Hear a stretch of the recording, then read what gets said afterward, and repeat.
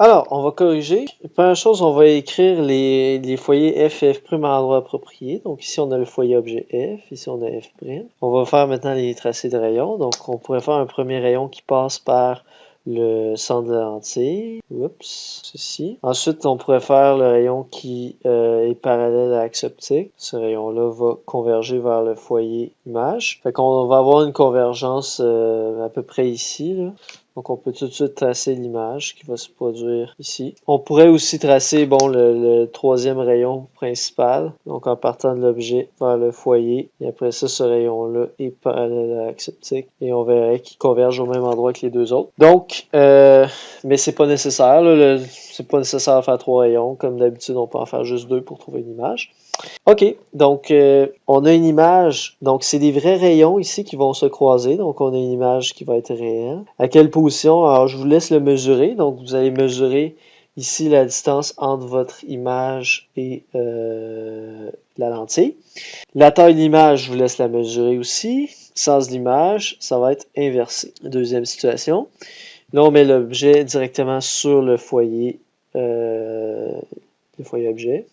Alors, je pense que vous pouvez imaginer un peu qu'est-ce qui va se passer, là. Si vous vous rappelez un peu qu'est-ce qu'on avait avec les miroirs, quand on avait un objet sur le foyer, converger vers le foyer F', ceci. Et ensuite de ça, on a le rayon qui passe directement au milieu de la lentille, ceci.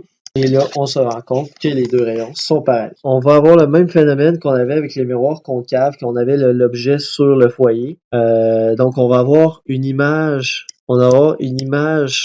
réelle à l'infini à droite, mais on peut aussi prolonger les rayons vers la gauche, comme ceci, et dire que les prolongements vont aussi se croiser, mais à l'infini vers la gauche. Donc, on peut dire qu'on a aussi une image virtuelle à l'infini, mais vers la gauche. Donc, on a comme deux images simultanément. Une image virtuelle à l'infini à gauche et une image réelle à l'infini à droite.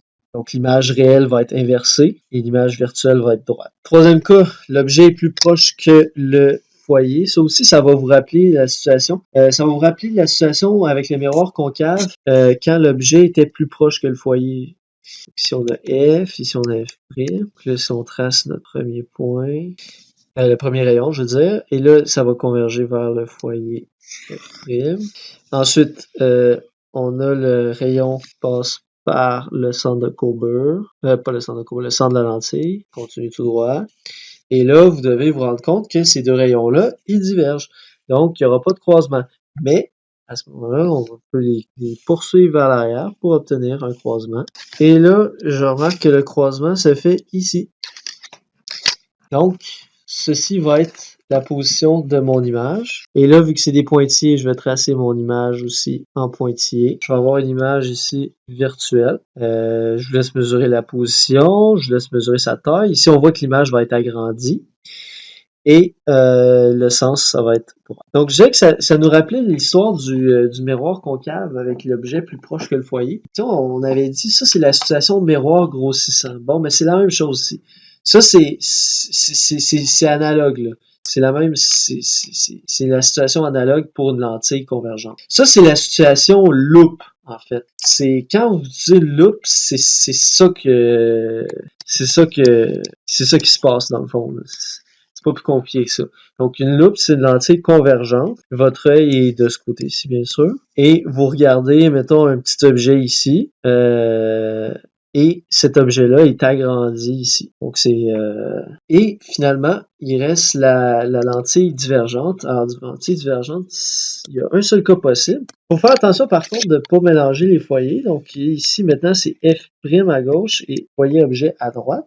Alors là, on va faire le rayon qui part parallèle à l'axe optique, qui va diverger. Faites attention. Faites attention de ne pas faire quelque chose comme ça, n'est-ce pas? Des fois, je vois ça, mais évidemment, ça va mener à des erreurs. C'est pas une lentille convergente.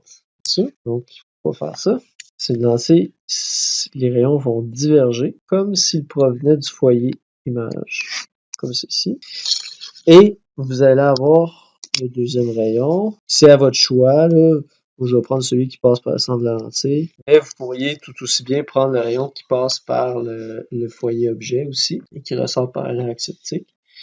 Et là, qu'est-ce qu'on remarque? Ce rayon-là, ça diverge. Donc, on n'aura pas d'image réelle. Par contre, on les prolonge vers l'arrière. En fait, lui, il est comme déjà prolongé vers l'arrière, lui aussi. Puis, on a le croisement qui va se produire ici. Donc, notre image virtuelle va se produire ici. Donc, ça, c'est notre image virtuelle. Et on voit ici que l'image va être réduite et elle va être droite. Ça, en passant, les lentilles divergentes, c'est les lentilles qui sont utilisées, par exemple, dans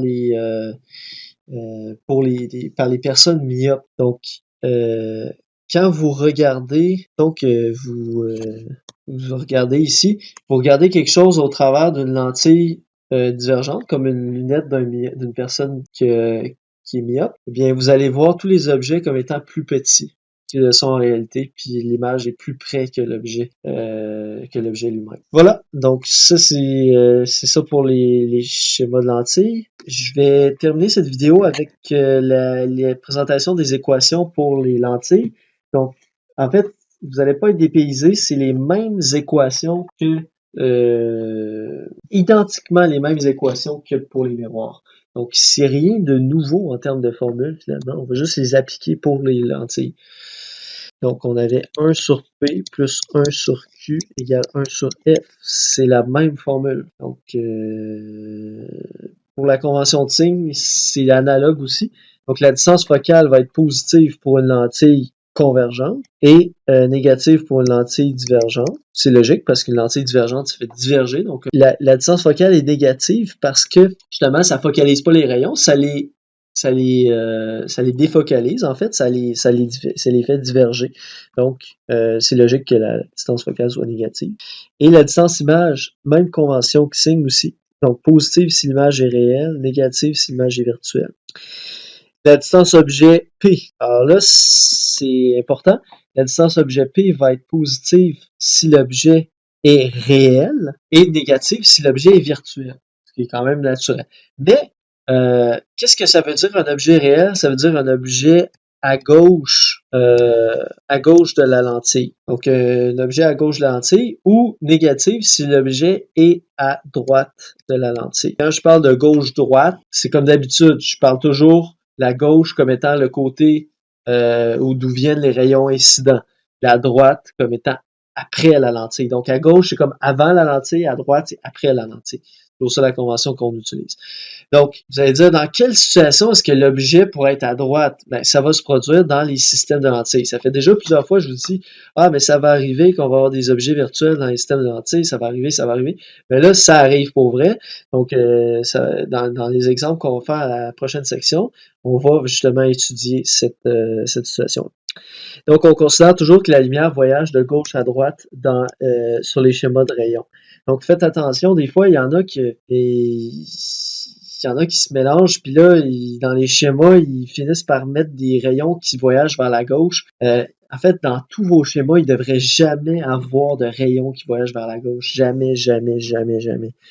Tous les rayons doivent seulement se propager vers la droite dans nos schémas. À moins que vous dessiniez l'objet à droite, mais on fait jamais ça. Finalement, l'agrandissement linéaire va être défini par la même formule aussi que dans le cas des miroirs. Donc, c'est rien de nouveau. La convention de signe aussi va être la même. Et aussi, on a encore la même histoire que si la valeur absolue est plus grande que1, l'image est agrandie. Puis si la valeur absolue est plus petite que1, l'image est réduite. Donc, rien de nouveau ici, rien de nouveau sous le soleil. Ah oui, je vais terminer avec remettre quelques pendules à l'heure, en fait, par rapport à certaines erreurs conceptuelles fréquentes faites par rapport aux lentilles. Première conception qui pourrait être erronée que certains étudiants peuvent avoir, l'image créée par un miroir ou par une lentille se forme toujours au foyer. Alors déjà, ça c'est faux. L'image va se former au foyer seulement si l'objet est à l'infini. Donc, le foyer, c'est juste l'endroit où les rayons qui arrivent par l'axe optique se joignent. Ça ne veut pas dire que l'image va toujours être au foyer. De toute façon, on s'en est rendu compte en faisant nos schémas. L'image n'est pas toujours au foyer. Ça, c'est réglé. Deuxième conception erronée, plus le diamètre de miroir ou d'une lentille est gros, plus les images sont grandes. Ça n'a rien à voir. Le diamètre du miroir ou de la lentille n'a rien à voir avec le diamètre ou de la grandeur de l'image qui va être produite. La taille de l'image qui va être produite dépend de la taille de l'objet et de la position de l'objet et la distance focale, mais pas de la taille du miroir. En fait, si vous augmentez, d'ailleurs, je sais pas si vous remarquez, mais dans les problèmes, on spécifie jamais la grandeur des miroirs ou la taille des lentilles parce que ça n'a pas d'effet sur la position ou la nature de l'image qui va être produite. Le seul effet que ça va avoir, en fait, si on a une plus grande lentille, c'est qu'elle va pouvoir capter plus de lumière. Donc, elle va donner une image qui va être plus illuminée, plus claire, plus intense en termes plus intense en termes de lumière. Donc, c'est tout ce que ça va faire. Ça va avoir une image plus intense, mais pas plus ou moins nette ou plus ou moins grande. Troisième conception erronée, s'il n'y a pas d'écran pour acquérir une image réelle, il est impossible de l'avoir. Faux, on peut voir une image réelle directement à l'œil. C'est ce qui se produit, par exemple, quand on se voit à l'envers dans une cuillère. Donc, si vous prenez une cuillère à soupe et regardez-vous dans le côté concave et regardez-vous de loin, ou vous prenez une cuillère à soupe, mais si vous avez un miroir grossissant, c'est encore mieux parce que c'est un miroir concave. Puis regardez-vous de loin, pas de proche. Pas de proche comme pour se voir vraiment agrandi, mais regardez-vous de loin. Mettez votre visage loin du miroir de façon à être plus loin que le foyer. Et vous allez voir que votre image va être à l'envers. Et ce que vous êtes en train de voir, c'est votre image réelle. Donc effectivement, on peut voir une image réelle directement à l'œil. Une lentille convergente crée toujours une image réelle, une lentille divergente crée toujours une image virtuelle. C'est faux. Ça dépend du type d'objet, puis ça dépend de la situation où se trouve l'objet. Je pense qu'on l'a bien démontré. Ici, on vous dit, sur une feuille de papier placée à une certaine distance d'une lentille, on recueille une image réelle nette. Si on éloigne la feuille, on obtient encore une image et elle est plus grande. Alors ici, il faut faire attention. Parce que si vous faites cette expérience-là, vous allez dire, ah oui, j'ai encore une image, puis elle est plus grande quand j'éloigne mon écran. En réalité, l'image se produit à un endroit donné. Si vous éloignez la feuille, oui, l'image va paraître plus grande, mais elle va être floue. Fait que ça va pas être la localisation de l'image. La localisation de l'image, c'est là où ce qu'elle est nette, où ce qu'elle est parfaitement nette, ou en tout cas le plus net possible.